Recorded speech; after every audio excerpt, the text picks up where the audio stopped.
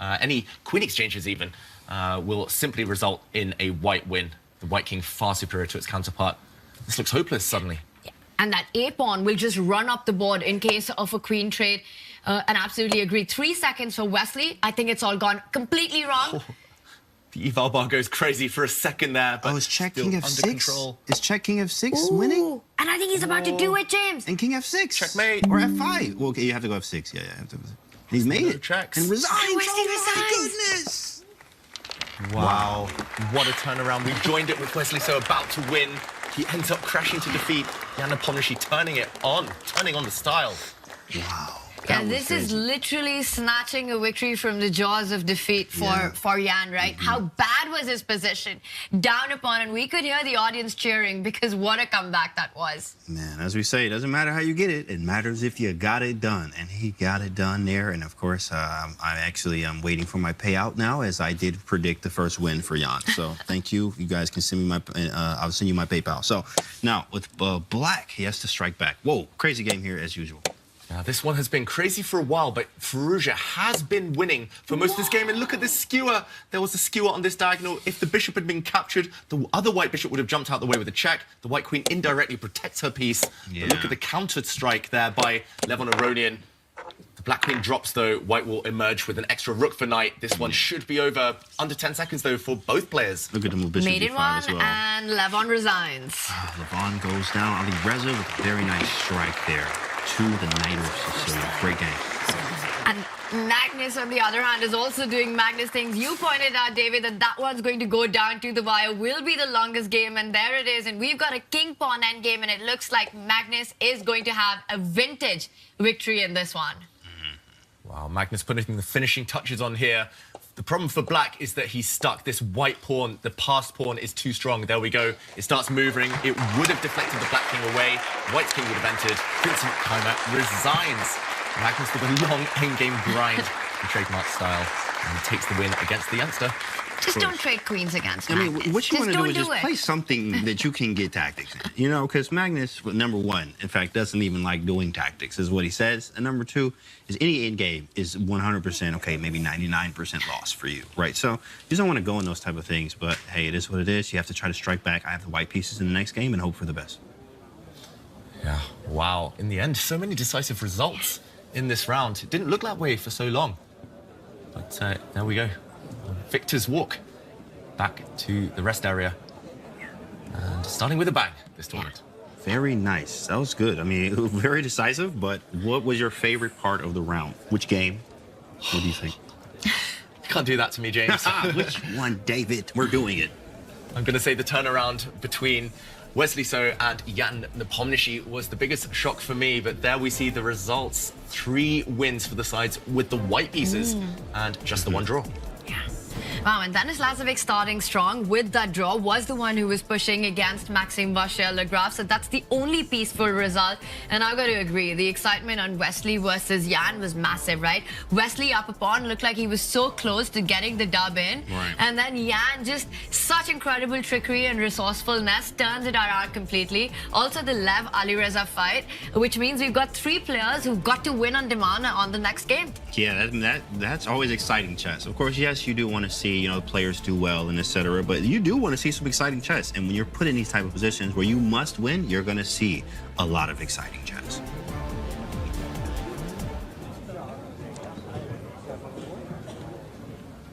Pretty awesome, as we see.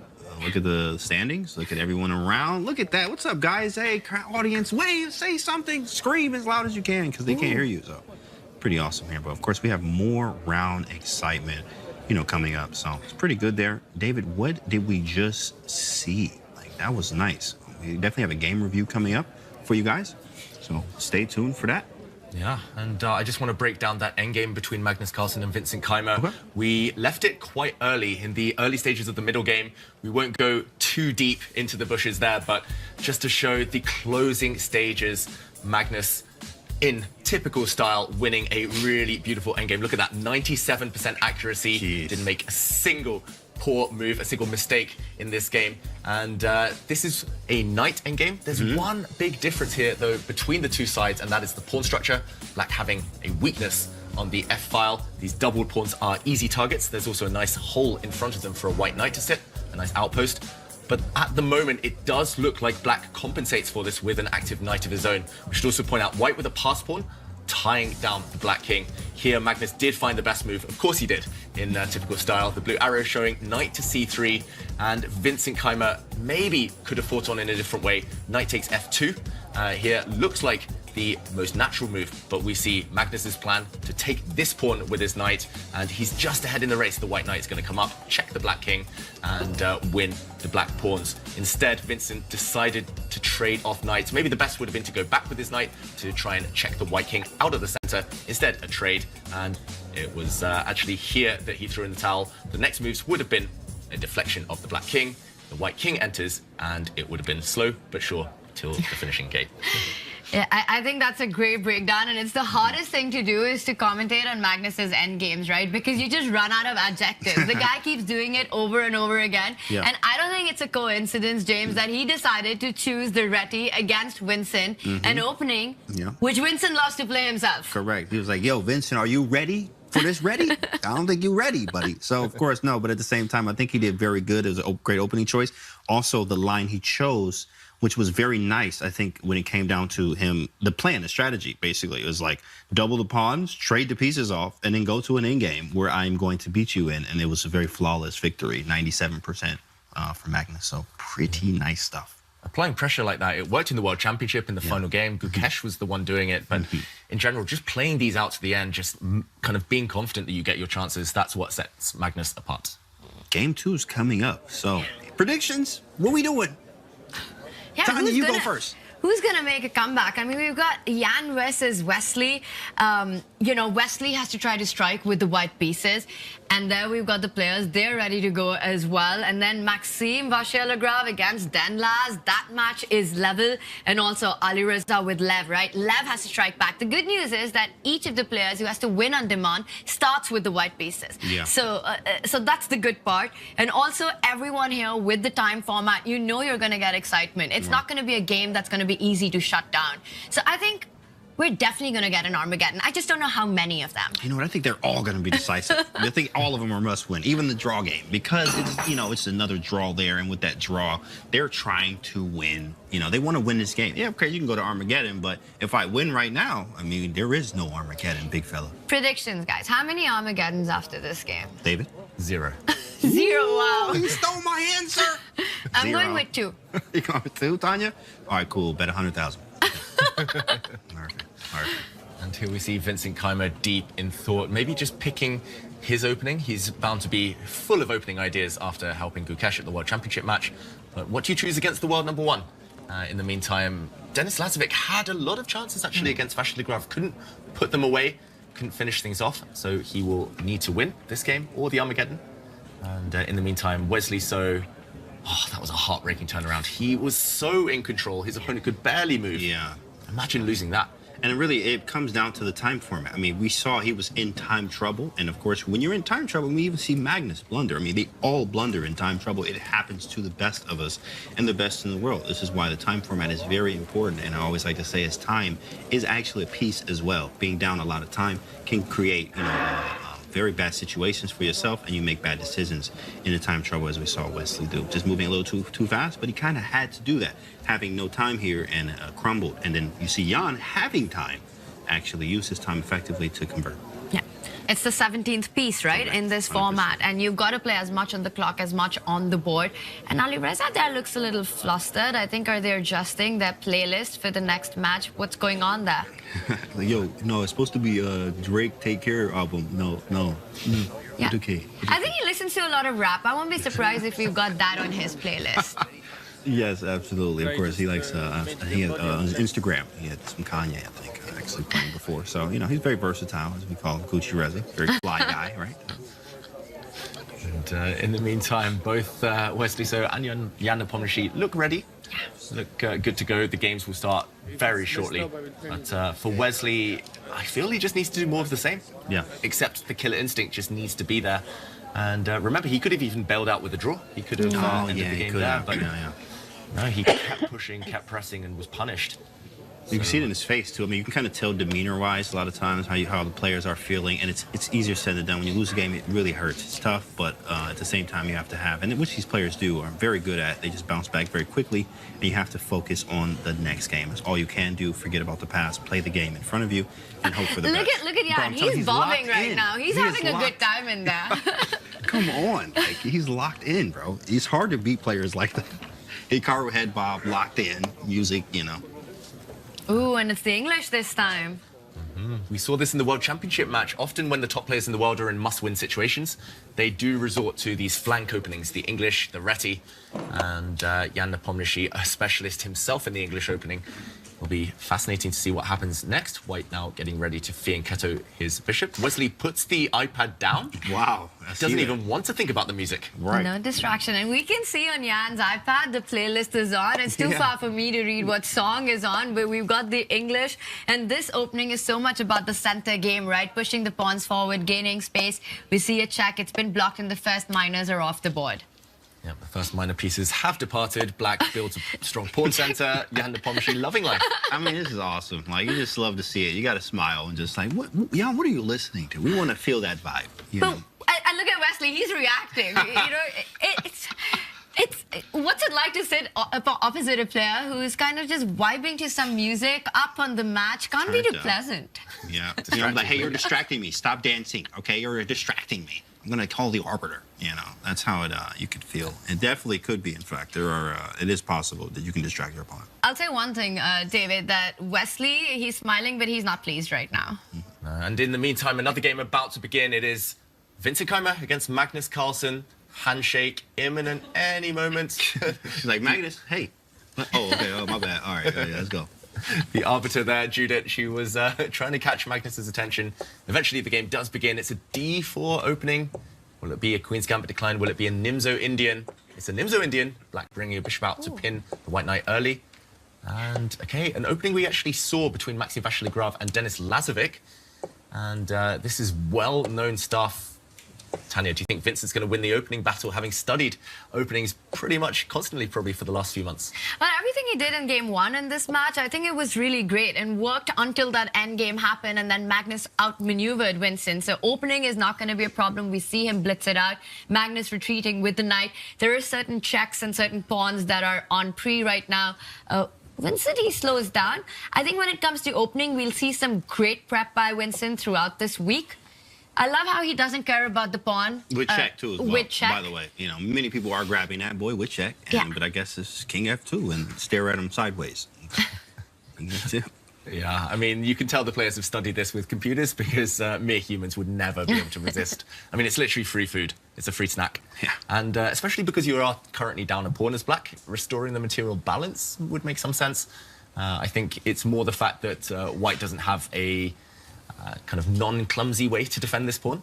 That's why Magnus is hinting that he might take it later. He might also use his knight to try and grab it in the near future. And maybe actually his eyes is on the other prize, the c5 pawn. There's plenty of weaknesses to target in the near future. And White has an extra pawn, but that's only temporary because of the pawn formation that we see for Vincent right now. And he goes on thinking. He's down about a minute on the clock already. So trying to find a way to defend everything, also finish development, not so easy. Not so easy. Looking at White's pieces on the king side doesn't make a great impression here. But developing this knight would probably be my instinct. But the knight then is very stuck. And yes, it defends this pawn, but the white bishop would be screaming at that. And you know how we were talking about White's knight in the Maxim Vachier-Lagrave game earlier? Landing on h3. What was it doing there? Oh, I was going to say, is he going to move his knight there? It's the same exact opening. He moves his king instead. Don't try this at home, everyone. Don't try this at home. But what you can try at home is, what do you think the move is next? What move do you think is next, guys? Okay, with take, take, take, you can play along with the players, okay? You can play guess the move, and you can follow your favorite players to tailor your in-app experience. You can stay in the loop with live events and more. To download Take, Take, Take, guys, all you have to do is experience the fandom like never before by visiting gochess.com. Go.chess.com/takex3, and you can use exclamation point take in chat. So do it now. Of course, what do you think is going to happen? Let's get involved. Download the app as well. So knight c6 happened. I like the rook d8 coming. I actually think too as well. Nimzo, I mean, it just scores so well for black in every format. The Nimzo Indian, even though, what's the book? Game Changer, in fact. I highly recommend it. It's talking about Alpha Zero, in fact. And opening choices that Alpha Zero chose that actually Gukesh used a lot of. But Alpha Zero really liked, in the book, they talk about how Alpha Zero loves Nimzo Indian. And also, what's the other one? Rogozin, who Gukesh definitely used both of those, in fact, a lot of times growing up in his play. So he scores very well, Nimzo does, with black. I'm always happy to see it with the black pieces. Another way to score really well is actually to try and guess the move. I want to say, when I was growing up, I loved doing that. You know, my coach would put up a game and we'd all have to sit and guess what the move was played. And David, I want to ask you, in this position, if you had to guess a move... Oh, you beat me to it, Tanya. I was going to ask you to guess the move. I knew it. I could mind read. I'm like, I'm going to put David on a spot before he puts me on a spot. Wow. Okay, I'm going to say pawn to e5 here, partly because I'm talking to my pieces, and if I'm this black bishop right now, I'm not happy at all. I think the best square for that bishop might be here on e6 to target the white queen in the near future. I agree, guessing the move is a key skill when it comes to improvement. There was a great column in a British chess magazine called How Good Is Your Chess? And Grandmaster Danny King, also a great commentator, used to write these puzzles, and he used to be like, okay, what's the move here? 5 points if you find the best one, 1 point if you don't.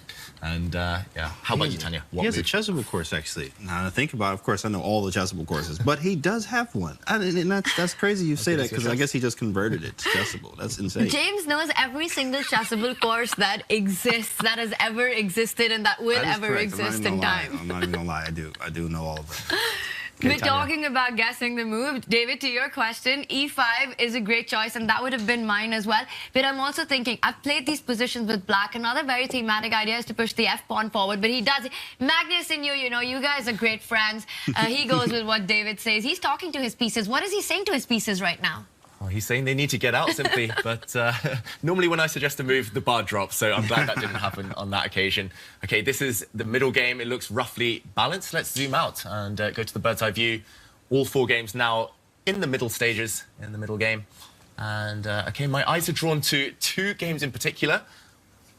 Top left of our screens, we see Wesley So and Jan Nepomniachtchi.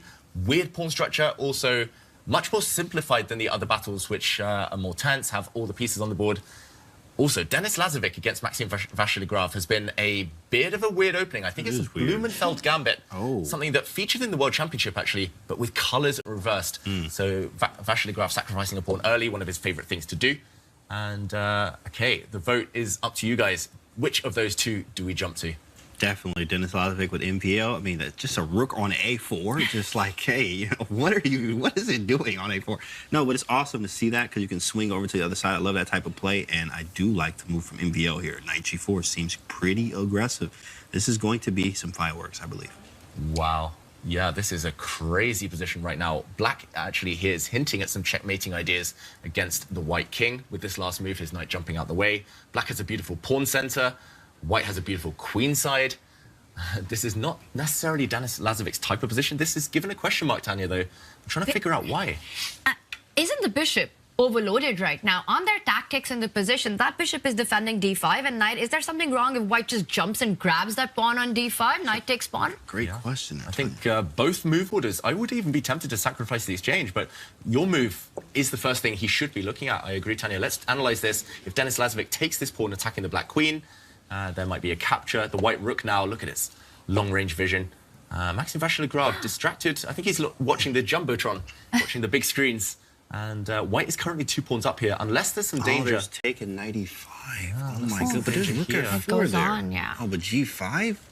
Rook f5, oh, this queen gets d7. Scary. Oh my god. This is just visually terrifying to look at, David. Yeah.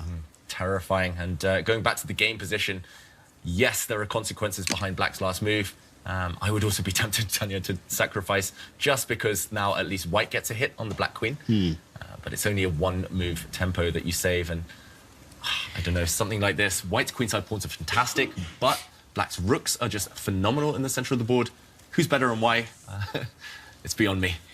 But, you know, to the point you were making earlier, that this just feels more like a Maxime position than a Denis Lazovic position. Denis, one of the things that impressed us so much last year about him was just his positional, solid style of play, his understanding when it came to these to these factors, you know, not going for completely aggressive stuff, his endgame technique.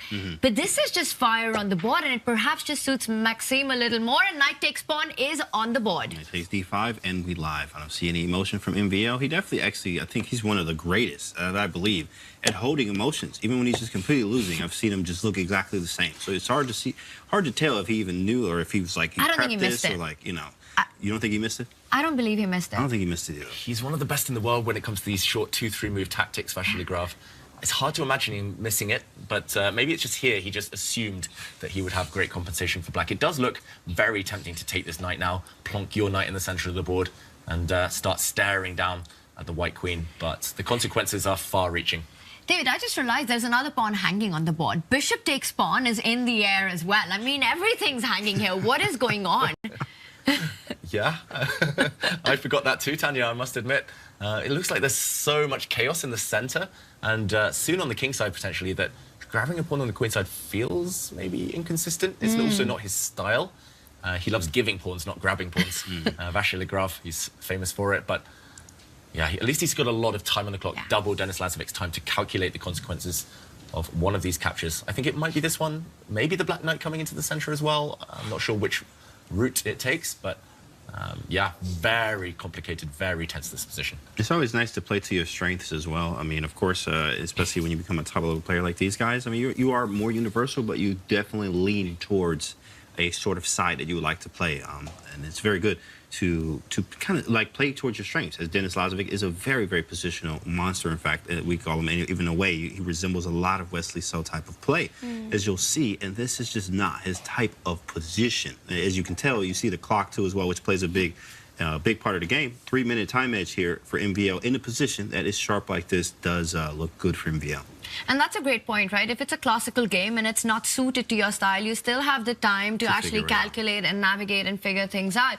But in this time format, you're relying so much on your intuition, and this position requires you to be tactically and calculating very sharp lines. Maxime there was about to reach out and make a move. A little bit of hesitation there by the Frenchman. He's like, do I do it? Hold on, let me recheck one more time. I think he was going to go for bishop takes knight. That's what it felt like. Oh, yeah, I couldn't see. I was trying to figure out bishop takes knight. What do you think, guys? I think he was just bluffing Vasily Graf when he went into this. Normally they say you should think before you move, but okay, he does in the end make another mistake. Question mark. Not a blunder, but he's attacking the white rook, so I'm going to say a very logical move. He's aiming to come into the center potentially next. There we go, he drops his knight in the center, but still no big threats as far as I can see. And the most natural move is actually this queen move. Sometimes the blue arrow appears and we're like, what? Never going to happen. But the white queen simply needs to get off the d-file. She's being stared down, and that's not a staring contest that you enjoy. So Denis is about to play the best move. He's got everything protected and 2 extra pawns on the queen side. Yeah. And those are 2 beautiful pawns. They are really up on the board as well. So everything to play for. The best move on the board by Dan Laz. Queen c2. The rook will also join the party. You know, rook coming to c1. c5 is weakness. Where is Maxime's counterplay here? Where is his compensation? Yeah, this feels like he actually got away with this. Him meaning Denis Lazovic. He just got in, grabbed those pawns, and now, yes, it was looking tactical, but now you need the tactical shots, meaning you need some imbalances, some huge imbalances in the position here. White is rock solid over here with this pawn structure. The bishop and the knights are defended. The bishop on d2 is able to get away. Rook is kind of strange on a4, but now it helps hit this c4 pawn. So lots of play for Denis here. Could still be tactical in the next few moves here, but I think Denis is feeling a little bit better about his position. Also, you know, he has to move just maybe slightly a little bit faster to try to make up some time here. He's doing well. He's doing well right now. Even the eval bar is like, yeah, we're doing well. Yeah, and Denis looks like he has a big advantage if he finds the right way forward. But let's zoom out for now, and let's actually jump over to another game. Levon Aronian against Alireza Firouzja. What was this opening? They both castle queenside? Crazy. C-file open? What is this? Yeah, it actually started as a Berlin defense. I don't think you would have guessed it, James, so This is the spoilers. most non-Berlin Berlin ever. Oh, my goodness. No, that's not. This didn't happen. It was a Berlin opening, so coming from 1 e4, e5, White's bishop came out very early to trade off for a knight. Ultimately, both sides of castle queenside, but it has exploded in the center. And the bishops look very strong. White's king looks a bit open, so I'm inclined towards thinking that Firouzja here has good chances, but Levon Aronian's in a must-win situation. And I love what you're pointing out here, that the dark square weaknesses around the white's king and the black bishop ready to jump on, and then perhaps a rook lift once that happens. It feels like Alireza will get his kind of tactics on the board. Hard to imagine Levon making a comeback from this position. But then again, it is the kind which is there for all three results. He sidesteps any checks on that square. But I'm still liking Alireza's position. Look at that beautiful knight on e5, the flexibility of the pawns on the right side of the board. Yeah, it looks good for Alireza. I mean, I do like Levon has some chances, like maybe a knight b5, but after a b6 from black, it's just kind of like, what are we doing next? We don't really have the resources necessary for the attack we're looking for. Black is fully developed. One thing I do like to tell students all the time is like good things happen when you develop pieces, and black is fully developed. Rooks are connected, everything's off the back rank. So yeah, okay, white can attack me with a few moves, but I can easily defend those moves and just have, you know, a good position, to say the least. Bishop c8, very nice. So now after knight b5, b6, the bishop could maybe even fianchetto to b7, cover the light squares that we created from the weakness there. And be good here. You know, it really is up to Levon to create something, or else he loses the match.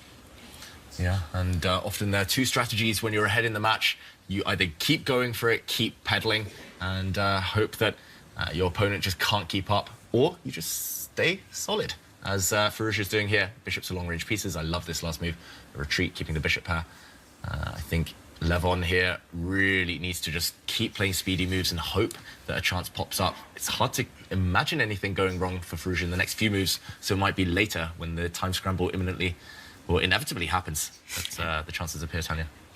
I think it all comes down to Firouzja's knight on e5. You know, that's an absolute stallion. It's a great defender to the black king, and as well as a brilliant attacker in case g4 lands on the board.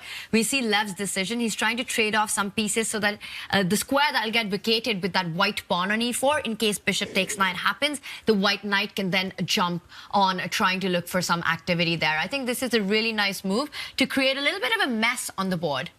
Yeah, I actually like this move, knight f5. It's like, okay, you know what, I'm going to take one of these bishops, most likely. I also have to create imbalances. This is how you create chances in games, especially at the highest level. You see it all the time. They try to create imbalances. And actually, of course, you know, I'm Mr. Chessable here, but of course, there is a Chessable course talking about Gukesh. In fact, it was a beautiful book, just going through the years of all of his games, basically. To say the least, highly recommend it. But at the same time, one of the things that he was always looking to do was create imbalances, create something so we can play for something and not just play a boring draw out of the opening. So knight f5 does this kind of our ideal thing of trying to create an imbalance. Maybe we get knight versus bishop, or you know, we can get rid of one of these bishops. Bishop takes f5, okay, or maybe we take the d6 bishop and have an opposite color bishop. Could be slightly draw us there, but we're just looking for something, says Levon.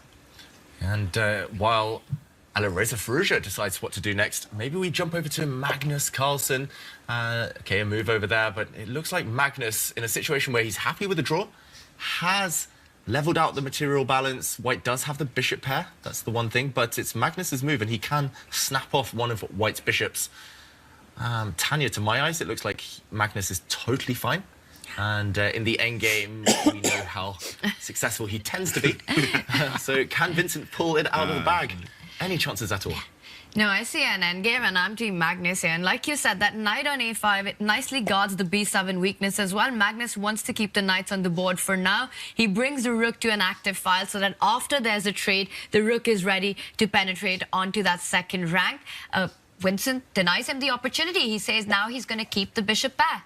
I love that move, bishop c1, I'm not going to lie. But then I even love the move that Magnus played even more. f6 is now saying, okay, cool, you keep the bishop, but where are you going to put that bishop? Let's think about that for a second, right? Of course, yes, I have the bishop pair, but you have to be able to use them. And it is an open board slightly, I guess, maybe semi-open or whatever. But the bishop is now not as active as it was on e3. It kind of looks strange. The knight on c4 is a great knight. He moves it away, trying to get one of these bishops, but I did like this f6, it's very solid and very easy to play. Also, time is not in Vincent Keimer's favor at all. Yeah, and Magnus's idea reveals itself. He didn't want to trade off the dark square bishop. He wants to trade off White's light square bishop, potentially. Yeah, opposite color bishops do give George tendencies. And also that would mean that the a4 pawn will become a big target once the light squared bishop is off the board. The rook is coming on to the second rank. Vincent stops it. Magnus can step in with his own bishop, pursuing that light squared bishop with the move that he's just made. Get that off the board. Start targeting the a4 weakness. Is Magnus Carlsen playing for a win here? He's playing to win the match, the mini-match. I'm not sure whether he's playing to win this exact game. Magnus looks like he might have missed that one, attacking the knight. In the meantime, we should mention someone who has won in their mini-match is Jan Nepomniachtchi, who, with a draw against Wesley So, takes that match 1.5 to half. Very strong play, of course. All he needed was a draw. He got it done. And like Wesley So goes down in that one. Congratulations to Jan. Yeah, you know, that could have been a completely different storyline. You say strong play, but Jan was in so much trouble in that game 1. And, you know, it's not that he got lucky because you make your own luck on the chessboard. But that game, it just felt like was going Wesley's way. And then very tough to come back. Meanwhile, for Vincent, also looking incredibly tough to come back in the position that he has. A rook trade being offered. I think you just don't lose this position, even if the rooks are off the board. I would be very tempted to just enter with rook c2 here. Oof. He plays like, yeah, you're right, Tanya. Guess the move. You win. Guess the move. Yeah, you're right, Tanya. You're right. Yeah, rook c2, you're right. It's my take on the position. Very nice, right? Download the take. It doesn't take long, guys, okay? Okay, the knight comes in. Oh, it just feels like the black pieces are so active. Yeah. There's a pin on the white knight. The white king and knight are pretty much tied down forever. And you can just take your time to start improving this black knight now. Start jumping forward. And yeah, it looks like Magnus still in control. 2 extra minutes as well. Big favorite to draw this game. Okay, elsewhere, it looks like the clash between Levon Aronian and Alireza Fruja also very, very level.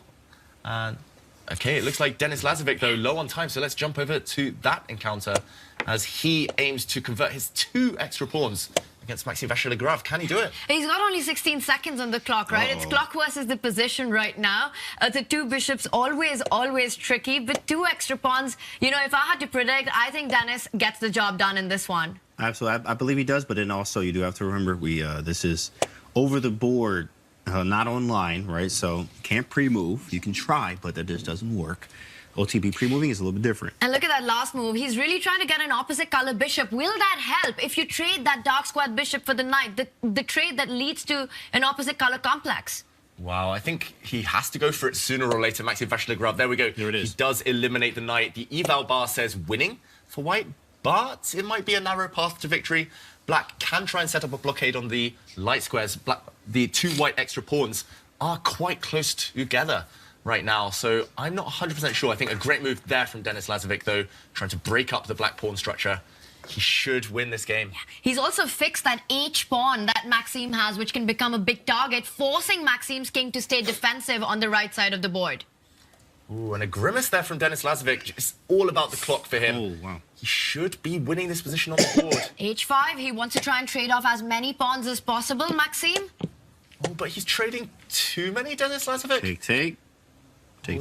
7 seconds.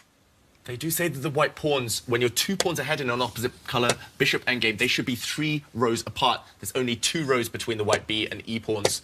So it's actually going to be a very narrow path to victory, very narrow for the white king to try and jump in later. Oh, I think this is a 50-50 between him winning and drawing. So if the H and the G pawn are off the board, it's a theoretical draw, this position. So what gives Denis chances is that extra H pawn that Maxime has, which Denis has to attempt to get to. That's right, and sooner or later, the white king is going to have to run in and try and race towards the black bishop to try and win the black bishop for one of the pawns. But Denis, he's refusing to commit to anything. He's trading off pawns. Yeah, it makes sense because he was getting down to 4 seconds. This is what you were talking about, David. Yeah, it was tough. But the B and E, they're too close together, so the black king and bishop can form a shield. And the white king will never be able to fully walk its way on over because it will be shoulder blocked by the black king. This one should now be a draw. He needed to keep that extra flavor in the game. Tanya. That's tough. Yeah, and 9 seconds, I think the clock tells the story why Denis went for this. A bit of panic by him, James, in that moment when he gets rid of this extra pawn. And now the worst is over for Maxime. So very likely we get one Armageddon. Yeah, we get 1, but of course we did say 2, so you're going to have to pay me out. I'll get that You from said you. 0. I said 100,000, Tanya, so... But you said 0 Armageddon, so that's a draw. Oh, okay, you're right. Okay, you're right. I guess you're right. In the meantime, another result, Magnus Carlsen drew his game very comfortably against Vincent Keimer, so wins that match 1.5 to half. The big question is, are we going to see Armageddon? There's 2 possible encounters where we could see it. If Levon Aronian strikes back, looking unlikely right now, or if Denis Lazovic wins this game, he needs a bit of luck. He is facing this light squared blockade. You know, I hear you, David, but it's not over yet. You know, there's still chances that White's king can break through to the other half of the board. And as Maxime's playing so confidently. Look at that. He's not even letting his time fall below the 1 minute mark. He's the king of being pawns down. Like, they call it the French school of suffering, but he just throws pawns away and just knuckles down for a draw. He does it time and time again, has done his whole career, even against the very best. He's figured out the formation too as well. As you can see, king can't be with both, or white king cannot be with both pawns at the same time. I go to the other one, and then he shifts to the other pawn with the bishop. As you see, back and forth here, should be a draw. Yeah, as soon as the white king tries to come around, the black king will go back and block. Right now, you cannot even move the white king because your central pawns are hanging. Yeah, meanwhile, the black bishop guards this white pawn from ever moving, the b pawn. This one is a textbook draw. This is something Maxime studied 20 years ago. Think about how hard chess is, right? You know, you're like, oh, I got 2 extra pawns here, and still just can't win the game. It hurts. It definitely hurts. Yeah, it's the bishops, the opposite color complex. One has complete domination over the light squares, and the other, Dennis here with the dark squares, but unable to push those pawns, unable to find that entry point for the king. Maxime looks like he's found the perfect fortress. He does slow down a little bit right now. Why is he taking his time? Can't he just shuffle around with... He decides to move the king back?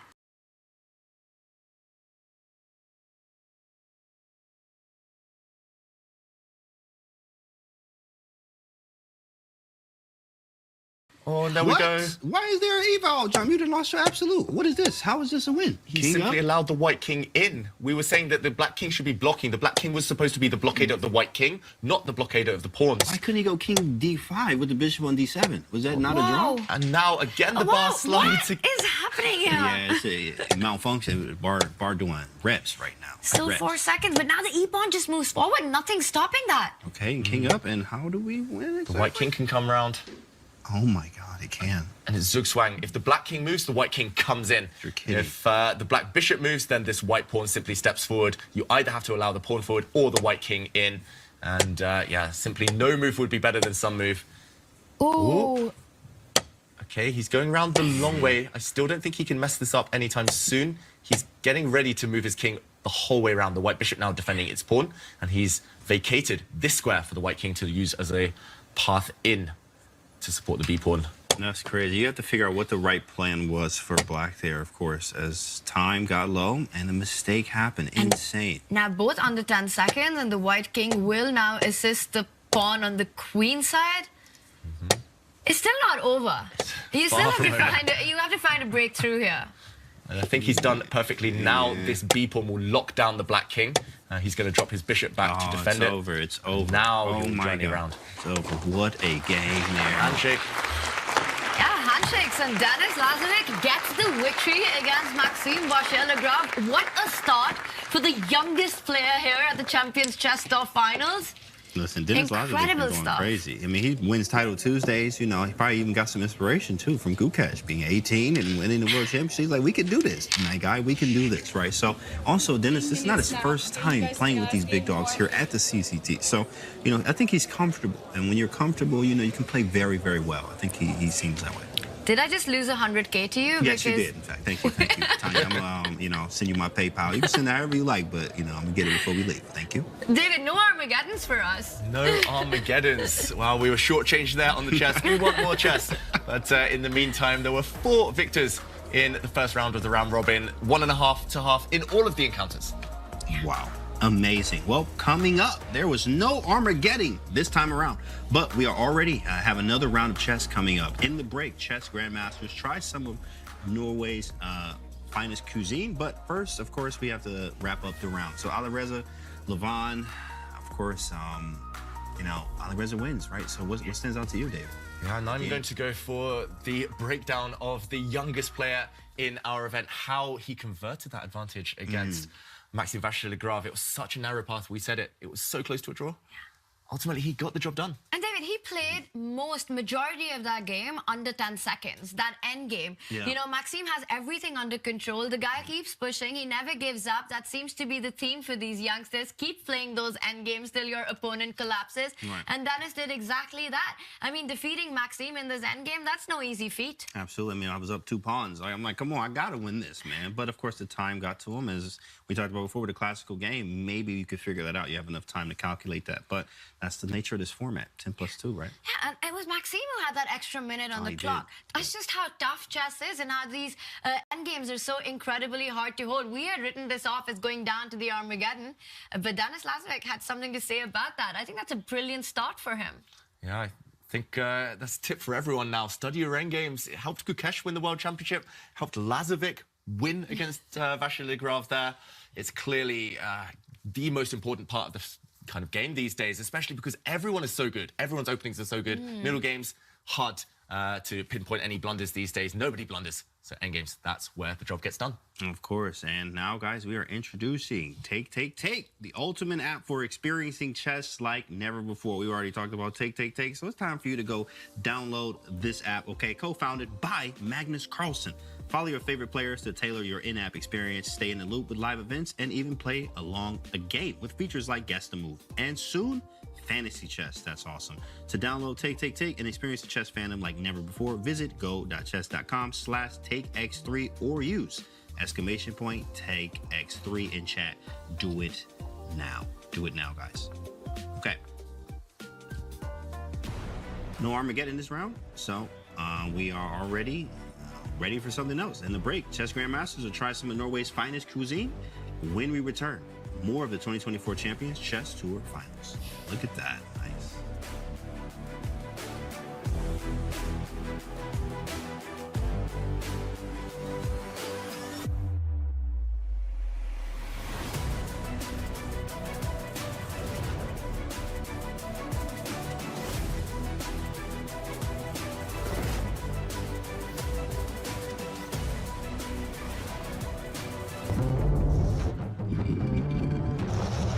It's not just a game. It's a sport. And it's time it felt like one.